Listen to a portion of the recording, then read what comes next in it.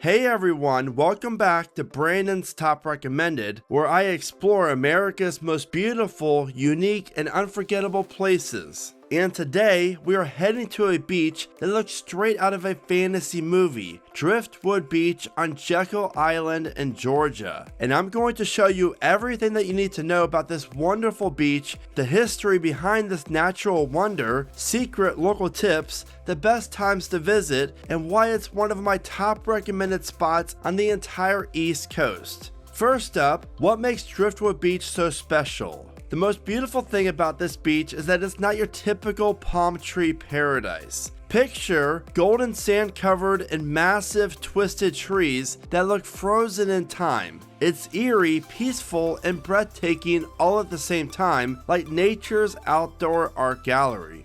Every step along the shoreline reveals another perfect photo. The way the sun hits the bleached wood, depending on different times of the day, really is just something else. Seriously, if you've never been to Driftwood Beach before, you are going to love it. My wife and two kids, 7 and 3, absolutely loved walking along this beach and exploring it and getting our feet wet as well. There is something about that glowing gold sun that reflects off the trees during sunrises and sunsets that everyone watching this video, I truly hope that you get to experience. Now beyond the photos, it's the feeling that gets you quiet, humbling, and powerful when you're visiting Driftwood Beach. This is nature's reminder of beauty through change. The beautiful Driftwood Beach is located on Jekyll Island, and if you don't know much about this island, well, it once was the private escape of the Rockefellers, Vanderbilts, and the Morgans. And when you're exploring the island, you can see some really cool older homes that these famous people once stayed at. And over the years and years, Jekyll Island's northern forests were slowly reclaimed by the ocean, forming Driftwood Beach. The waves toppled trees, stripped them smooth, and preserved them as driftwood sculptures, creating one of Georgia's most stunning landscapes. Getting to Jekyll Island. Now there's a really good chance that you're watching this right now and you have no idea where exactly Jekyll Island is. Well, it's around 90 minutes south from Savannah and about an hour north of Jacksonville. And getting there, you're going to be crossing the scenic Jekyll Island Causeway, and you have to pay a small entrance fee since Jekyll Island is a state park. And from the moment that you enter Jekyll Island, you're going to know you're somewhere special and you're going to want to spend more than just a few hours here. In fact, my family and I just got back from a 4-day vacation here and we could not get enough of this place, and we've already planned our trip for next year to come back here. And the big reason why is that first view that you get of Driftwood Beach. It is absolutely jaw-dropping and we cannot wait to experience it again.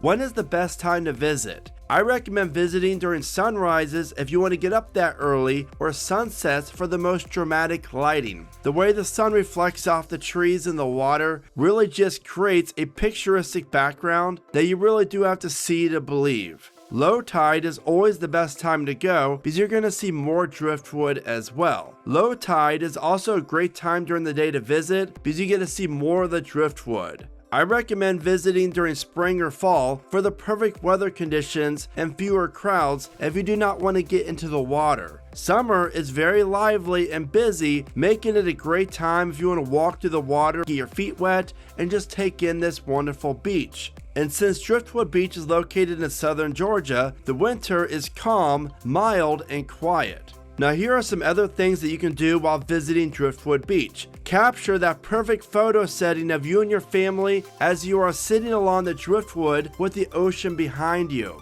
Walking the shoreline for that perfect photo, or even flying your drone for the cinematic shots if you have a drone, is always a great option. What my wife and I really love seeing, but we did not do it, is have a picnic along Driftwood Beach. This is such a great spot for a picnic. In fact, next year when we go back, this is what we are going to be doing with our family. You can always keep a lookout for dolphins, pelicans, and maybe even some sea turtles. But Driftwood Beach is not all that Jekyll Island offers. In fact, while it is the star, Jekyll Island really does have some must-see attractions that I cannot recommend enough checking out. And my family and I's favorite was the Jekyll Island's Dolphin Tour, a 90-minute boat ride full of amazing views, wildlife, and history about Jekyll Island. Driftwood Beach travel tips. I recommend bringing sturdy shoes, snacks, and bug spray if you're going to be visiting during the evening hours. Dogs are welcome, but obviously they must be leashed. But the best tip I can give you about visiting Driftwood Beach is that there's no shower area as you exit the beach for your sandy feet. So if you don't want sand all over your cars from your feet, then I recommend bringing an extra bottle of water or a jug of water. That's what my family and I did, and we just rinsed our feet off at our car before we got into the car to drive off. Now, what makes Driftwood Beach so magical is how untouched it feels. You really feel like you're some other country. It's so beautiful and truly is a special place. Which brings me to, why does Driftwood Beach make my top recommended list? Well, because it's not just a beach. It's a story carved by time in one of the most photogenic spots in the South. And if you want to see more of Jekyll Island, then be sure to check out my dolphin tour video below. As always, this is Brandon's Top Recommended. Thank you so much for watching. Remember to smile today, stay curious, and keep exploring the best life has to offer.